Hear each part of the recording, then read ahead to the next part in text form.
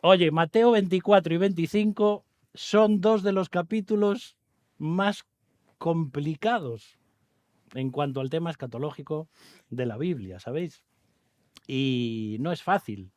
Si os acordáis, Walter el domingo pasado decía, bueno, llevo 15 días leyendo una multitud de comentarios y al final, no voy a decir no se atrevió, pero dijo, no vamos a hablar de tribulación, no vamos a hablar de nada, porque hay tantas formas de pensar en el asunto que uno ya dice, bueno, pues ¿para qué decir nada? Bueno, en esta mañana yo algo tengo que decir y tenemos que tener por lo menos un punto de vista en cuanto a cómo van a suceder las cosas, ¿vale? Ahora, el título de esta mañana, Jesús, esposo, amo y juez, porque eso es lo que vamos a ver en el capítulo 25 de Mateo. Hay un teólogo estadounidense que está especializado en el contexto cultural de la Biblia. Se llama John H. Walton, no Walter, sino Walton. Y él dice así, atiende muy bien esta frase porque la puedes entender mal. La Biblia se escribió para nosotros, pero no se nos escribió a nosotros. ¿Se entiende esto? La Biblia se escribió para nosotros, para todas las personas, pero no se nos escribió a como destinatarios originales a nosotros, ¿ok?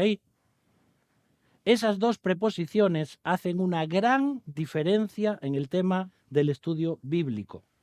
De los 66 libros de la Biblia, ninguno tiene como destinatario la iglesia del siglo XXI. ¿O sí? No. Destinatario original, no. Pero toda la Biblia está inspirada por Dios y entonces podemos apropiarnos de cada versículo de la Biblia para nuestro beneficio salvífico, por supuesto, espiritual, mental y físico.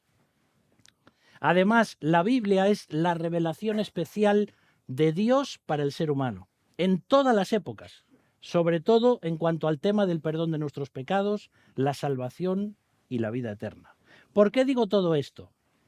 Porque para hacer una buena exégesis y hermenéutica de la Biblia, es decir, no puedo aplicar correctamente la Biblia a mi vida si primero no entiendo cómo y a quién se le habló en primer lugar. Esto es muy importante. Por supuesto que nosotros leemos la Biblia y Dios nos habla y hacemos el devocional, etcétera, etcétera. Pero hay textos, como los que vamos a leer hoy, que son muy complicados de entender si no entendemos todas estas cosas. Por ejemplo, el libro de Levítico. Te hago una pregunta en esta mañana. A veces pienso en algún domingo, en vez de poner así las sillas como las tenemos, hacer un círculo y compartir juntos y hacer preguntas, ¿sabes? Pero claro, sé que es un poco complicado, sobre todo para el nivel del tema de la emisión, etcétera. Pero sería mejor.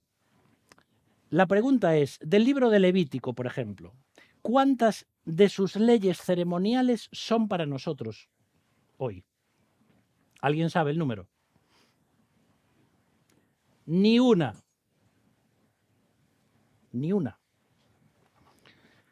Porque no hay sacrificios, porque ya no somos sacerdotes que ejercemos sacrificios, porque no tenemos nada que ver con la pureza ritual, ni con la alimentación de aquella época, ni con las fiestas, ni con los votos. Entonces uno dice, vale, entonces el libro de Levítico no es para mí. No me fue escrito a mí, pero puedo aprender muchas cosas y muchos principios bíblicos y muchos de los tipos, de las sombras, de los símbolos que están apuntando a Cristo están en Levítico. ¿Sí? Vale. Entonces, la Biblia es como una revelación progresiva que se va entendiendo cada vez mejor a medida que se desenrolla. Sabéis que la Biblia era un rollo, ¿no? Suena así un poco... La Biblia era un rollo, pero no debe ser un rollo para nosotros hoy. Entonces, Dios fue, digamos, revelando la Biblia y todos sus misterios también ocultos ahí, todo lo fue revelando. Y la Biblia es como una historia, como una novela que te está apuntando a Jesús todo el tiempo. ¿Mm? Entonces, cuando leemos Mateo 24 y 25, si no tenemos esto en cuenta, nos va a ser muy difícil de interpretar. Mateo 24 y 25 se enfocan en la nación de quién? De Israel. ¿Sí? Aquí entramos en un tema que ya podría dar para un debate. La teología dispensacional frente a la teología pactual. ¿Qué significa eso? ¿Creemos en dispensaciones o en pactos? Bueno, si te interesan estos temas, los martes a las 21:30 y estamos viendo Cristología, ¿sí? Una cosa es creer que la Biblia, es decir, que Dios se fue manifestando al ser humano a través de dispensaciones. Por ejemplo, la dispensación de la inocencia, que se le llama, cuando crea a Adán y Eva. Luego viene otra serie de dispensaciones, Moisés, David. Ahora estamos en la dispensación de la Iglesia, la dispensación de la gracia. Nosotros como iglesias, como asambleas de hermanos, generalmente tenemos a ser dispensacionales en este sentido. Aunque también creemos que en la Biblia hay una serie de pactos. El pacto adámico con Abraham, el pacto noéico con Noé, el pacto mosaico con Moisés, el pacto davídico y toda una serie de cosas que suenan así muy artificiales. Pero es la forma en la que Dios se va comunicando en las distintas épocas de la historia humana. Y, por supuesto, si somos dispensacionales, tenemos que creer en algo muy importante, que es Israel por un lado y la Iglesia por el otro. Entonces, hay personas que teológicamente dicen, no, para mí es lo mismo. El reino es espiritual y da igual si es para Israel, para la Iglesia, no hay ningún reino milenial sobre la tierra. Eso es lo que creen, por ejemplo, los amilenaristas, es decir, personas que no creen que va a haber 1000 años sobre la tierra donde Cristo va a reinar, sino que ya estamos en el milenio para ellos. Entonces, hay muchos puntos de vista en cuanto a esto, pero si no entendemos, por lo menos desde mi punto de vista, si no entendemos las diferencias entre Israel y la Iglesia, nos vamos a hacer un lío porque no vamos a ser capaces de entender ciertos temas de la Biblia como son Mateo 24 y 25. O, por ejemplo, Romanos del 9 al 11. ¿Sabes cuántos problemas doctrinales tenemos debido a Romanos del 9 al 11? ¿De quién están hablando los capítulos 9, 10 y 11 de Romanos? De Israel. Están hablando de la elección divina, pero de Israel como pueblo, como nación, no como individuos. Y si no entendemos esto, empezamos a aplicar esos versículos a nosotros. Y entonces, cuando ahí dice, a Jacob amé y a Esaú aborrecí, ¿ves? Entonces decimos, Dios a unos los elige y a otros los desecha. Eso no es para la Iglesia. Eso es en cuanto a la nación de Israel. Está complicado el tema este todo.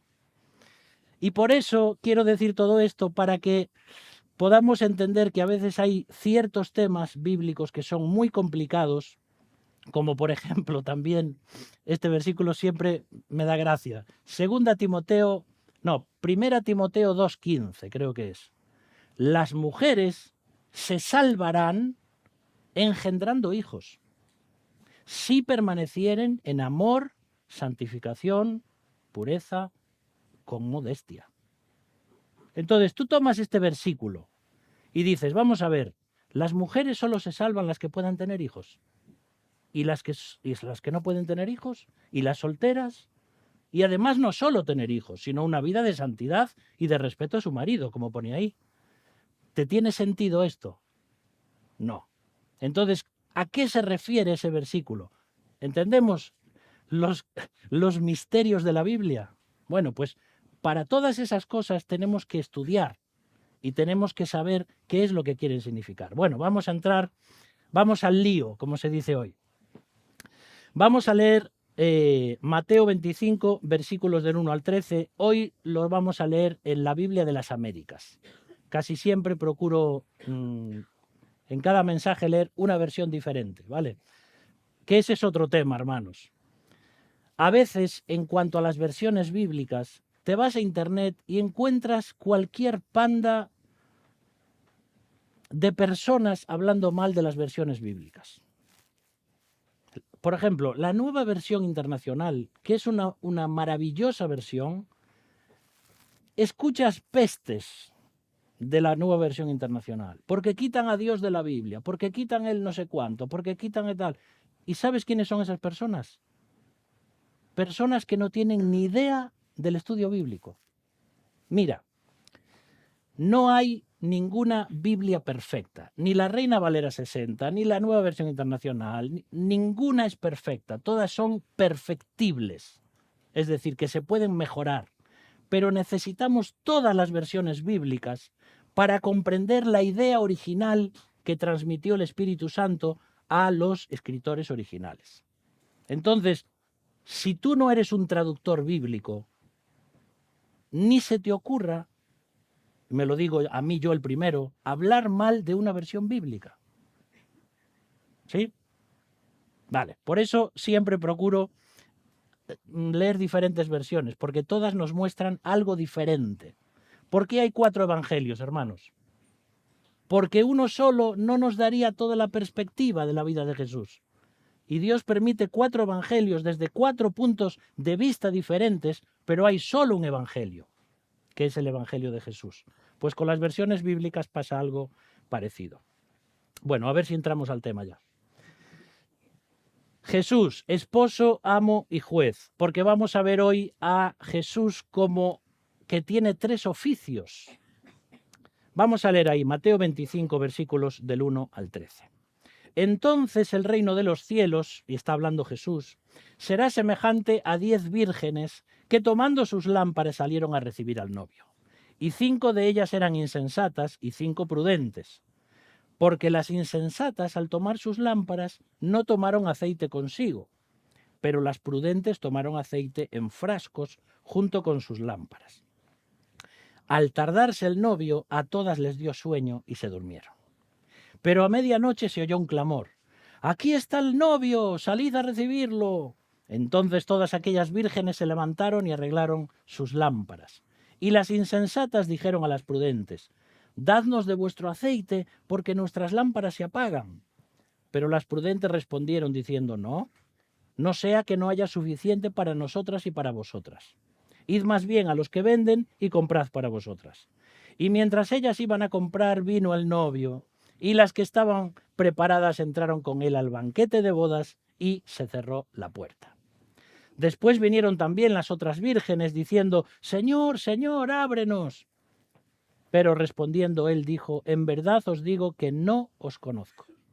Velad, pues, porque no sabéis ni el día ni la hora. Bueno, Jesús como esposo. Pregunta del millón. ¿A quién está dirigida esta parábola? ¿A Israel o a la iglesia?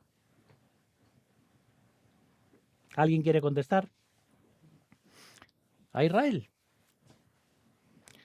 ¿A quién se dirige la mayor parte de los evangelios? ¿A los judíos o a los gentiles? A los judíos, ¿vale? Porque Jesús dijo: yo he venido a las ovejas dispersas de la nación de Israel. ¿Vale? El 90% de todo lo que Jesús está diciendo está dirigida originalmente a sus hermanos judíos, al pueblo de Israel. Fíjate qué sencillo para entender esto. Los evangelios se destinan para los judíos. Hechos es un libro de transición. Entonces, digamos 50-50. Mitad para los judíos, mitad para la iglesia. Y todas las demás cartas que vienen del Nuevo Testamento son para la iglesia. ¿Sí? Es fácil. ¿Quiere decir esto que los evangelios no son para nosotros? No, no estoy diciendo eso. Estoy diciendo que no se escribieron originalmente para nosotros como destinatarios. Pero por supuesto que son para nosotros. Pero es para entender y para poder interpretar correctamente las escrituras. Entonces, en esta parábola tenemos unos cuantos personajes. Primero tenemos 10 vírgenes o 10 damas de honor. Y tenemos a un novio. ¿No te falta alguien aquí? ¿Dónde está la novia? Tenemos un novio, tenemos las damas de honor y la novia, no está la novia. Curioso. ¿Quién es la esposa del Señor en el Antiguo Testamento? Israel, ¿sí o no? Porque vas a ver un montón de versículos. Tú, Israel, tal, no sé cuánto, hay un montón de versículos. ¿Quién es la esposa del Señor en el Nuevo Testamento? La Iglesia. ¿Qué función cumplían las damas de honor en una boda judía de la época de Jesús? La misma que hoy. Acompañar a los novios. Si Jesús es el novio y las vírgenes le acompañan, ¿quién será la novia? La Iglesia.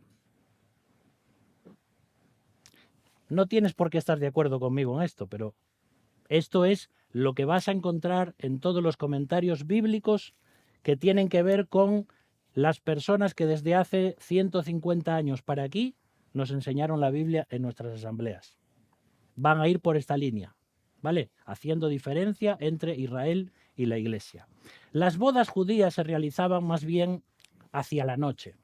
Y es por eso que cuando venía el novio y ya había llevado a su novia a su casa, entonces venían a buscar a las damas de honor, a las amigas de la novia, que encendían sus lámparas, como era de noche, e iban allí como la comitiva, ¿no? Hacia la casa de la novia. Y eran invitadas al banquete para disfrutar con los novios. Una boda que podía durar hasta 7 días en aquella época. Entonces, ¿cuál es el propósito de esta parábola? Advertir a los judíos para que estuviesen preparados para cuando Cristo volviese. Un elemento importantísimo aquí es el aceite. Primero, porque si no la lámpara no funciona. Pero segundo, porque ¿de qué es símbolo ¿de qué es símbolo el aceite en la Biblia? Del Espíritu Santo. Entonces, si una persona no tiene el aceite del Espíritu Santo en su vida, ¿es salva o no? No. Si tú no tienes al Espíritu de Dios, no eres una persona salva.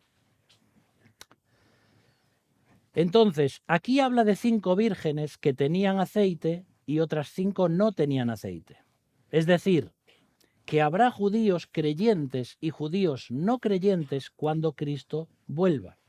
En la segunda venida de Cristo, los judíos creyentes entrarán al reino de 1000 años en la tierra para celebrar junto con la Iglesia, la esposa de Cristo, lo que se llama la cena de las bodas del Cordero, que va a durar 1000 años.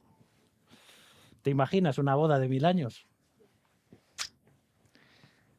Entonces, esta sería, según nuestro punto de vista dispensacional,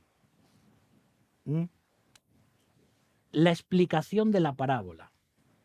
Pero por supuesto hay otras personas que son eruditos bíblicos de mucha talla también y no creen lo mismo. Pero yo tengo que dar un punto de vista para vosotros.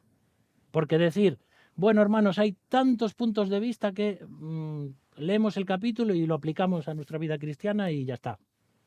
No, yo siento que tengo que dar una postura.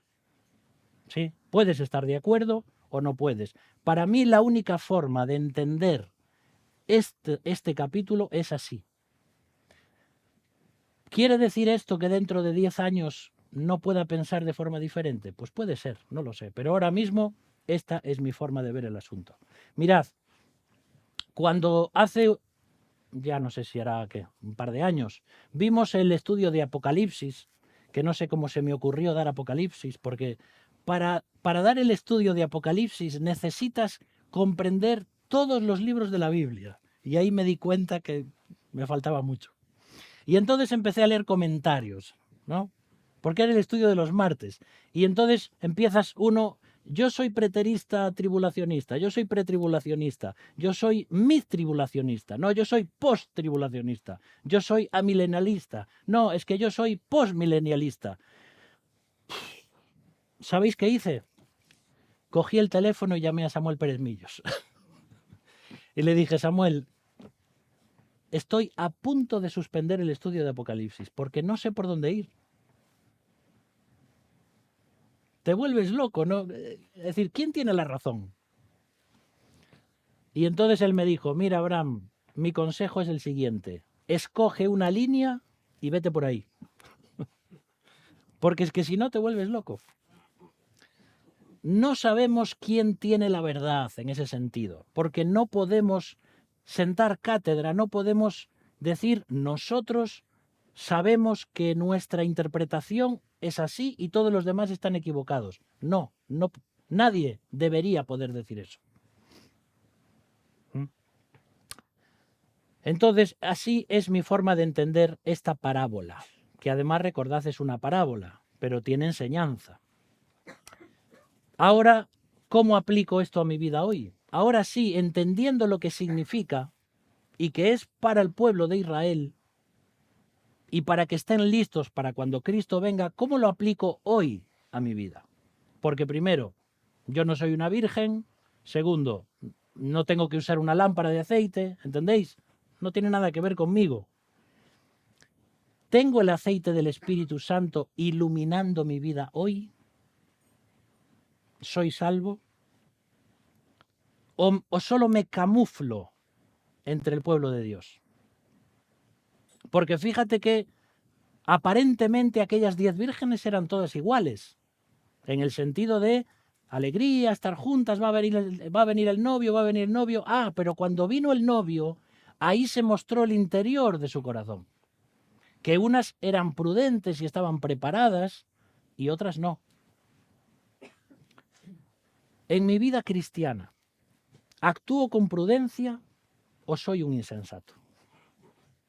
Porque a veces en mi vida soy un insensato. No dependo del aceite del Espíritu para la guía que necesito. Emprendo un proyecto sin orar. Estoy buscando un novio, una novia, y no tengo en cuenta dónde la busco o quién va a ser esa persona, con quién me voy a casar, qué carrera voy a estudiar. Voy a hacer esta inversión, voy a comenzar este trabajo, ¿Soy prudente, hermanos, como cristiano? ¿O soy un insensato? ¿Estoy esperando a Cristo, que es mi esposo?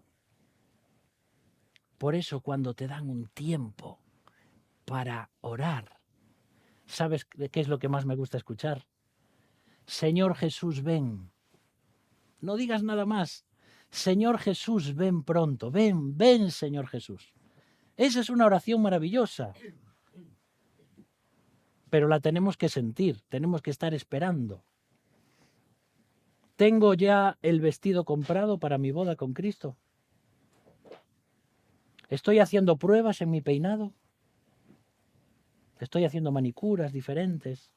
No sé lo que hace la novia cuando se va a casar, pero hay muchas cosas. ¿Nos estamos preparando para el momento en el que Cristo venga? Porque no sabemos el día ni la hora en que Cristo vendrá. Primera parábola. ¿Vale? Jesús como esposo. Segunda parábola. Vamos a leer versículos del 14 al 30. Y aquí ya nos vamos a encontrar con Jesús como el amo, como el Señor. Vamos a leer ahí, versículo 14. Porque el reino de los cielos, y sigue hablando Jesús, es como un hombre que al emprender un viaje llamó a sus siervos y les encomendó sus bienes. Y a uno le dio 5 talentos, a otro 2 y a otro 1, a cada uno conforme a su capacidad. Y se fue de viaje. El que había recibido los 5 talentos, enseguida fue y negoció con ellos y ganó otros 5 talentos. Asimismo, el que había recibido los 2 talentos, ganó otros 2. Pero el que había recibido 1 fue y cavó en la tierra y escondió el dinero de su señor. Después de mucho tiempo vino el señor de aquellos siervos y arregló cuentas con ellos. Y llegando el que había recibido los 5 talentos, trajo otros 5 talentos, diciendo, Señor, me entregaste 5 talentos, mira, he ganado otros 5 talentos. Su señor le dijo, bien, siervo bueno y fiel, en lo poco fuiste fiel, sobre mucho te pondré. Entra en el gozo de tu señor. Llegando también el de los 2 talentos, dijo, Señor, me entregaste 2 talentos, mira, he ganado otros 2 talentos. Su señor le dijo, bien, siervo bueno y fiel, en lo poco fuiste fiel, sobre mucho te pondré. Entra en el gozo de tu señor. Pero llegando también el que había recibido un talento, dijo, Señor, yo sabía que eres un hombre duro, que siegas donde no sembraste y recoges donde no esparciste. Y tuve miedo, y fui y escondí tu talento en la tierra. Mira, aquí tienes lo que es tuyo. Pero su señor respondió y le dijo, siervo malo y perezoso, ¿sabías que siego donde no sembré y que recojo donde no esparcí? Debías entonces haber puesto mi dinero en el banco y al llegar yo hubiera recibido mi dinero con intereses. Por tanto, quitadle el talento y dádselo al que tiene los 10 talentos, porque a todo el que tiene, más se le dará y tendrá en abundancia, pero al que no tiene, aún lo que tiene se le quitará. Y al siervo inútil echadlo en las tinieblas de afuera. Allí será el llanto y el crujir de dientes. Bueno, ¿y esta parábola para quién es? ¿Para Israel o para la iglesia? ¿Qué pensáis? Para Israel. Otra vez para Israel. Es una ampliación de la parábola anterior.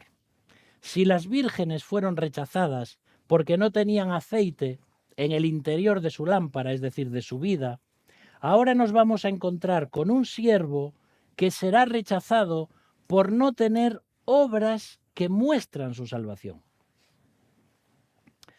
La parábola de las vírgenes muestra el interior de la vida de Israel.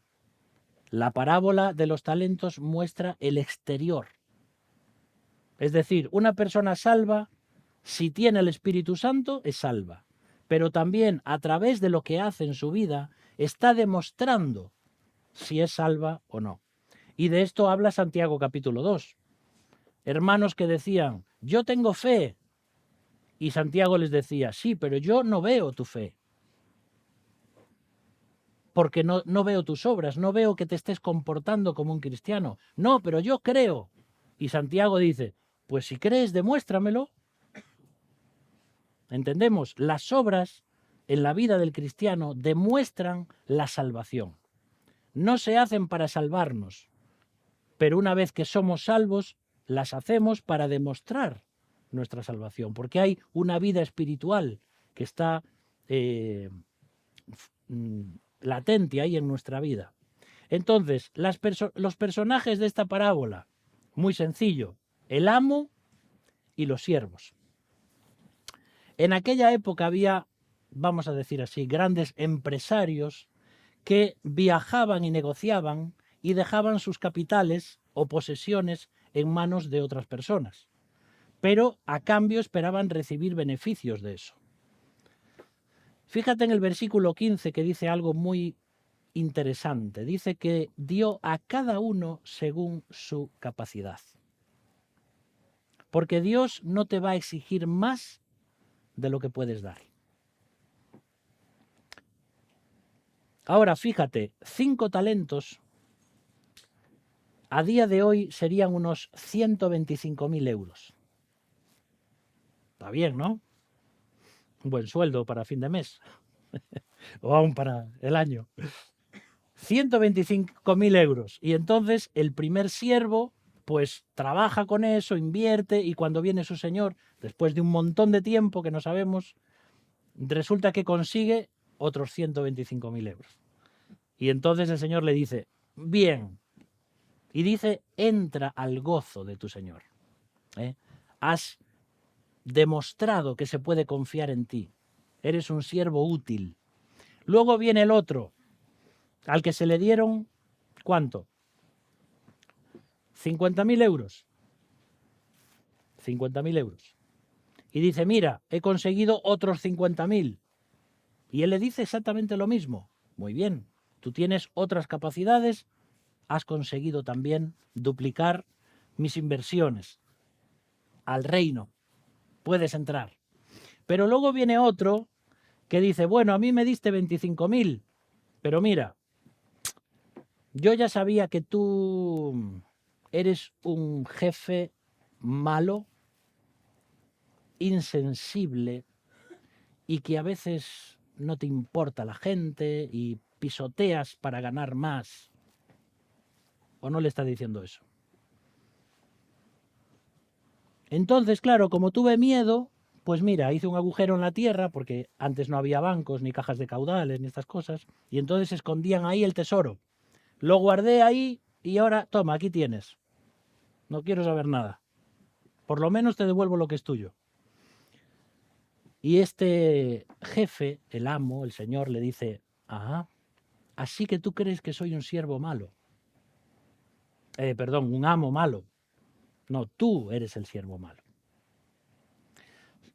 ¿Sabes lo que pasa con esto, hermanos? A veces hay personas que piensan así de Dios, que le tienen miedo a Dios, porque piensan que todo lo que está sucediendo en el mundo es culpa de Dios.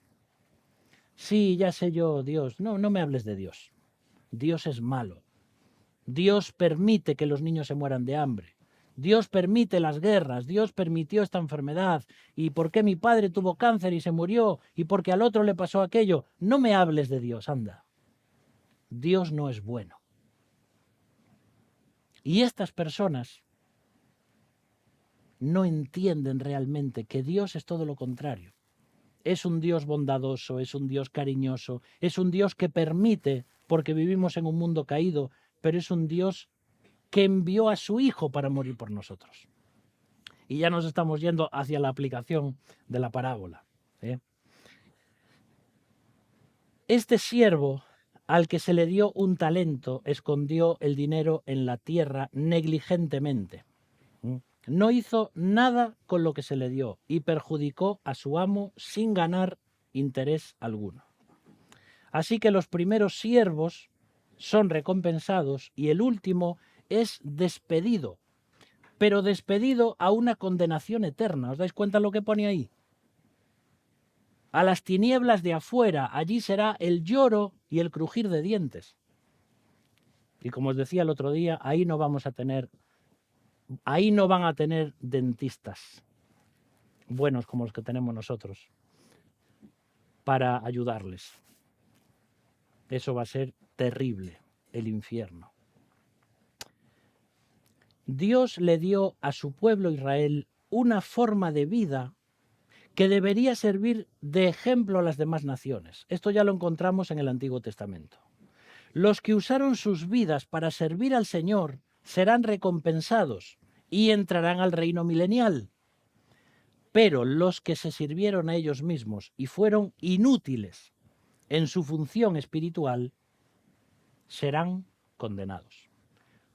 Y por eso te vas a encontrar con Jesús y con los escribas y los fariseos y los religiosos de su época, a los que se les había dado una función muy importante como portavoces de las verdades de Dios y que sin embargo ellos mismos eran incrédulos. Algo parecido sucede con el pueblo de Israel si nos vamos al Pentateuco y nos encontramos allí como cuando Dios les dice tenéis que entrar a la tierra prometida. Y aquellas personas, por incredulidad, tuvieron que estar 38 años dando vueltas en el desierto hasta morir. Y murieron en las tinieblas del desierto. Y no entraron a la tierra prometida, ¿por qué? Por incredulidad. Y algo así es lo que está sucediendo aquí. Dios está preparando una tierra prometida con todas las promesas y profecías para el pueblo de Israel que se cumplirán en el milenio. El milenio va a ser ese tiempo en el cual, todas las profecías y todas las promesas de Dios a su pueblo se van a cumplir ahí. el lobo va a estar con el cordero y la serpiente ya no va a hacer daño y los niños van a jugar así, así y un montón de cosas. Eso no se ha visto nunca. Eso tiene que cumplirse todavía. Entonces, todas estas cosas se van a dar, eso es lo que pensamos, en el milenio. Entonces, tanto las vírgenes insensatas como el siervo inútil acabaron su vida en la oscuridad y las tinieblas de la noche eterna. Estas dos parábolas, la de las vírgenes y la de los talentos, forman parte del juicio que enfrentará Israel cuando Cristo vuelva en su segunda venida. Qué fácil de entender todo esto, ¿verdad? Bueno, ¿cómo aplicamos esto a nuestra vida hoy? Si tienes miedo de Jesús es porque no le conoces personalmente. Si le acusas de insensible y malo por lo que permite en este mundo. Pero, ¿qué estoy haciendo yo como cristiano con la vida que Dios me dio?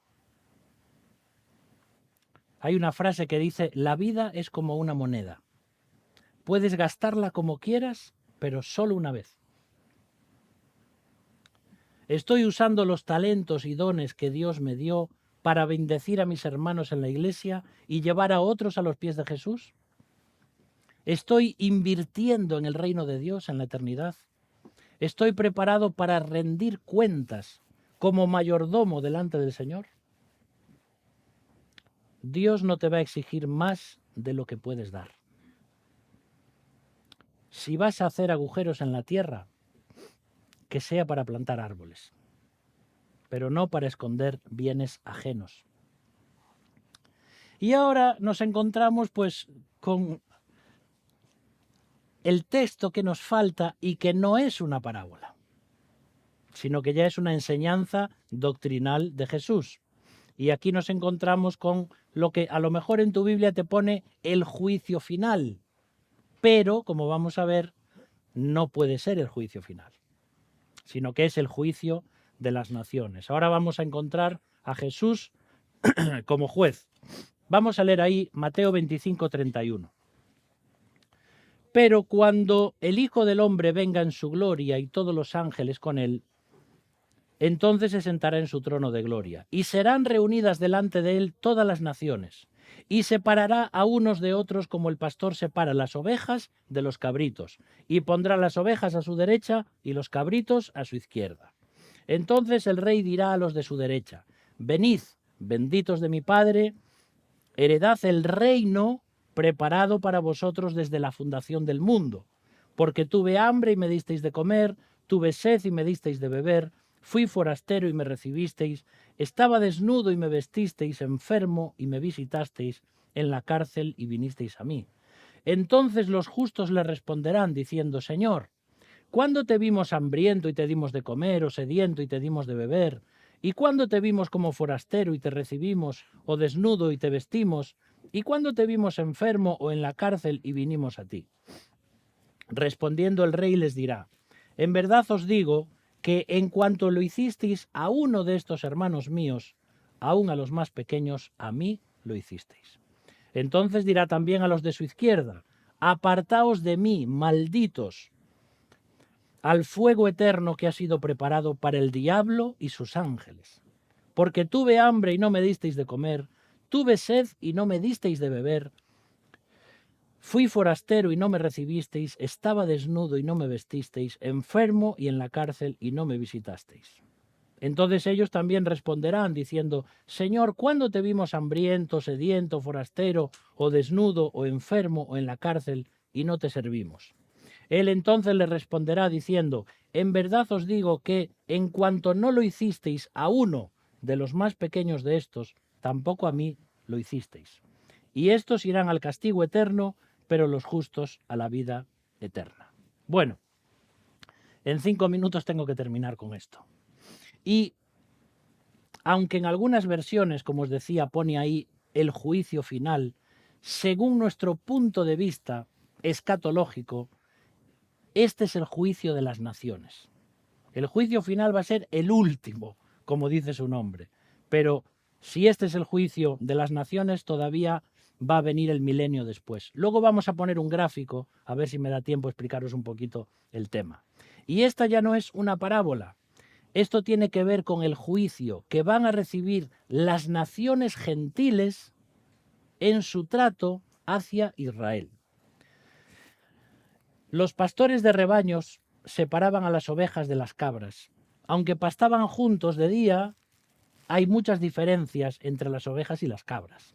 De noche ya no pueden estar juntos. Y además, las características de una oveja son que es dócil, que escucha la voz de su pastor. La cabra es completamente diferente. Se va por donde le da la gana, hasta su voz es diferente. Su balido. Las ovejas hacen así. Pero las cabras, ¿sabes cómo hacen? ¿En serio? ¿Es así? Nací en una aldea. Su forma de hablar es diferente. Entonces, este texto se enfoca en el momento de la segunda venida de Cristo, que después de juzgar a su pueblo Israel, como acabamos de ver, juzgará también a todas las naciones gentiles. Previa a esta segunda venida será la gran tribulación sobre la tierra, donde muchos judíos estarán predicando el Evangelio a las naciones. Pero la persecución que van a experimentar estos judíos será tan grande que van a necesitar la ayuda de otras naciones no judías para ayudarles. Y esto ya lo estamos empezando a ver en el tema político. Estos judíos en la tribulación van a pasar hambre, sed, desnudez, van a estar en la cárcel, van a estar enfermos, y las personas no judías que tengan compasión de ellas en ese tiempo y que los ayuden serán las ovejas que Jesús va a poner a su derecha para entrar al reino milenial. Es complicado esto, ¿verdad?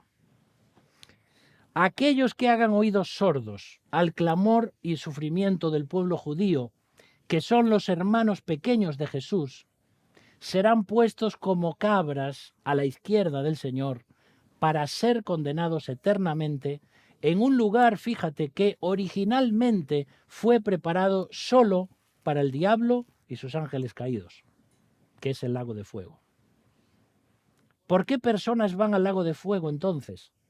Por decisión propia. Dios no preparó el infierno para los seres humanos.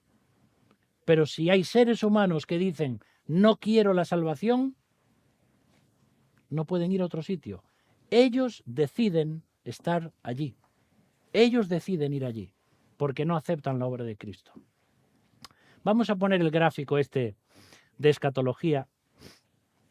Este gráfico debe tener unos 20 y tantos años. Lo hice cuando vine del Instituto Bíblico.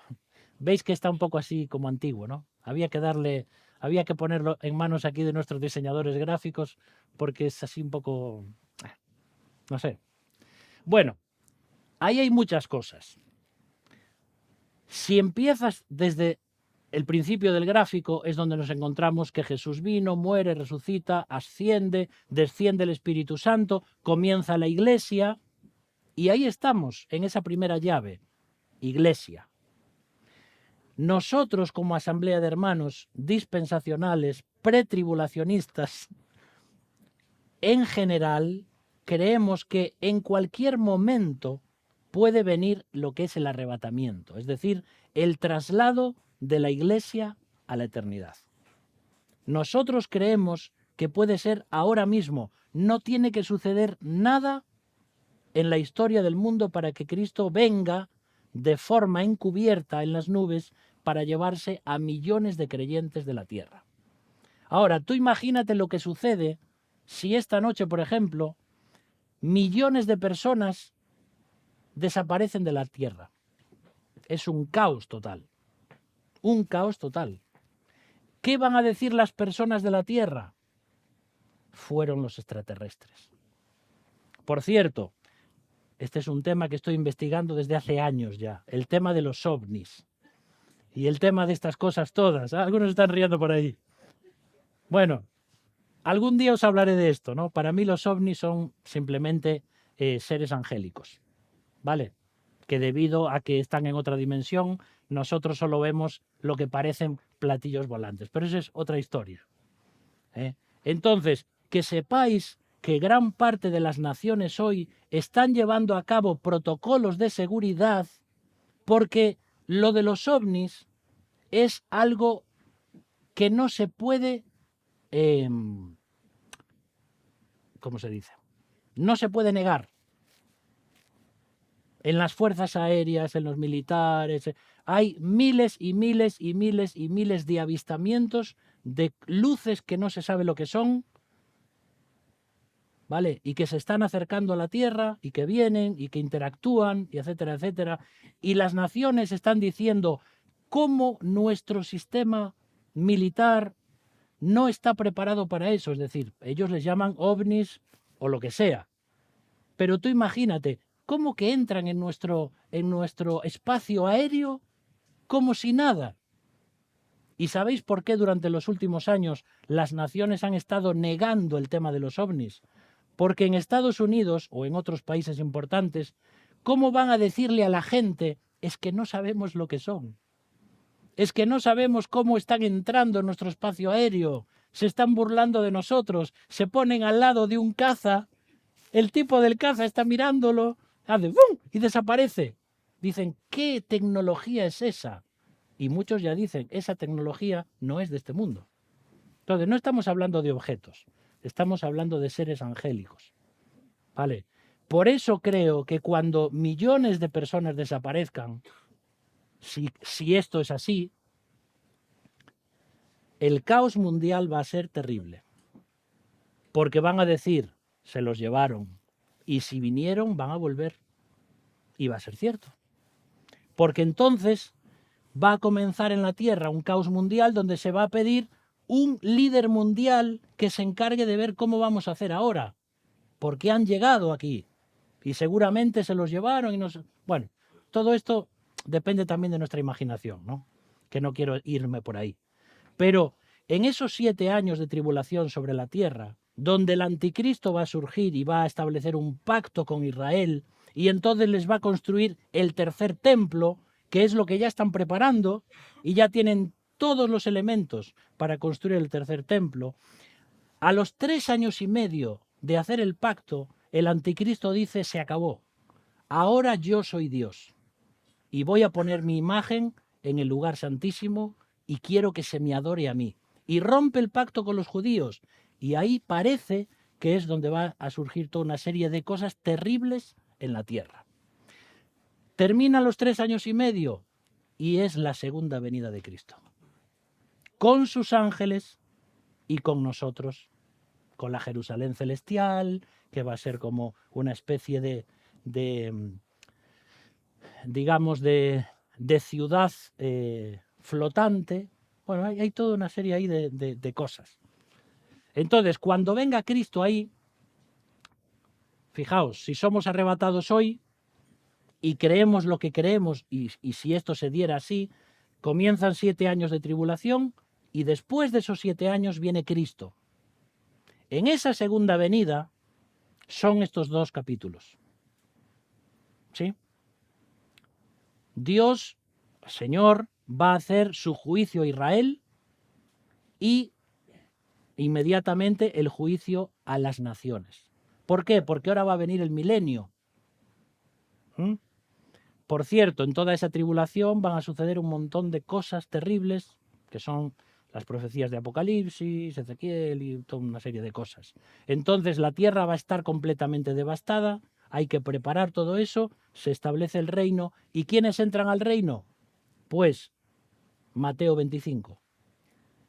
Las vírgenes que tenían aceite y los siervos útiles. Es decir, aquellos judíos salvos, el remanente que habla la Biblia, y todas aquellas naciones que en medio de la tribulación estuvieron ayudando a Israel. Bueno, todavía hay más, porque ahí resucitan los muertos del Antiguo Testamento. Todos los creyentes, pero del pueblo de Israel, resucitan para entrar al milenio, porque a ellos se les prometió el milenio. Bueno, todo esto es una serie de cosas que a lo mejor decís, este tío está zumbado. Pues esto es lo que nos han enseñado toda nuestra vida. Claro, hay gente que dice, no, yo con esto no estoy de acuerdo, para mí solo hay una venida de Cristo, no hay ni arrebatamiento, ni hay... No importa, pero tienes que buscar la forma de explicar esto. Entonces, para mí, esta es la forma. Y creo que a nivel iglesia y a nivel consejo de líderes de la iglesia, más o menos quitando algunas cosas, todos vamos por esta línea. ¿Sí? Porque es lo que nos han enseñado. ¿Sí? No podemos decir que esto va a ser así, pero es más o menos lo que creemos. ¿Vale? Entonces, Mateo 25 sucede en la segunda venida de Cristo. Si tú quieres el gráfico este luego para estudiar en casa, pues, o que tienes alguna pregunta, pues aquí estamos para poder ayudar. No me paro más porque ya se me fue el tiempo, pero es un capítulo complicado, ¿vale? Pero teníamos que dar un punto de vista en cuanto a esto. Bueno, ¿y cómo aplico esto a mi vida hoy? Israel no se comporta hoy como debiera, tal vez. Pero, ¿qué grado hay de antisemitismo en mi vida? Porque Israel, queramos o no, es el pueblo de Dios. Y Dios les dio una serie de promesas que se van a cumplir. Estoy orando por Israel, por los líderes mundiales.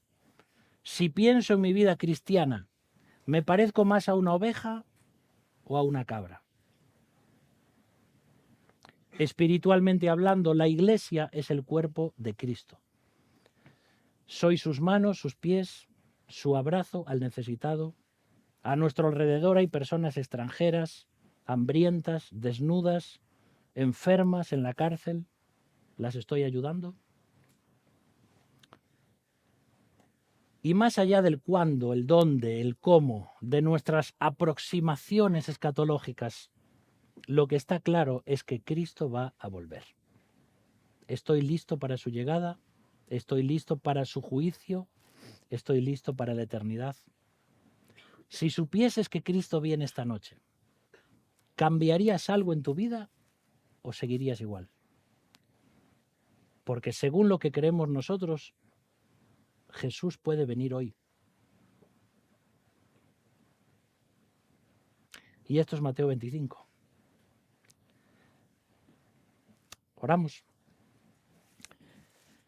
Padre, muchas gracias por tu palabra. Entendemos, Señor, que hay tantas cosas aquí, tantos detalles que parece que hasta nos volvemos locos pensando en una cosa, en la otra, en si realmente tu palabra tiene que ser tan complicada, si somos nosotros los que la estudiamos, quienes la hacemos complicada, pero está claro que Cristo va a volver. El mundo está pidiendo un líder mundial, el mundo se está preparando para ese tercer templo en Israel, el mundo se está preparando para el regreso de Cristo, aunque no quiere que Cristo venga. Pero nosotros como cristianos tenemos que vivir a la luz de esta realidad. Por eso, Señor, ayúdanos a estar preparados, a vivir nuestras vidas cristianas de la forma más santa posible y también a hablar a otras personas acerca de esto, porque Cristo viene y con Él se acerca todo lo que será el fin del mundo, la eternidad y el estar para siempre con Él a su lado. Por eso, Señor, ayúdanos a vivir estas cosas. Oramos en el nombre de Jesús. Amén. Gracias por vuestra paciencia y ánimo, que Cristo viene.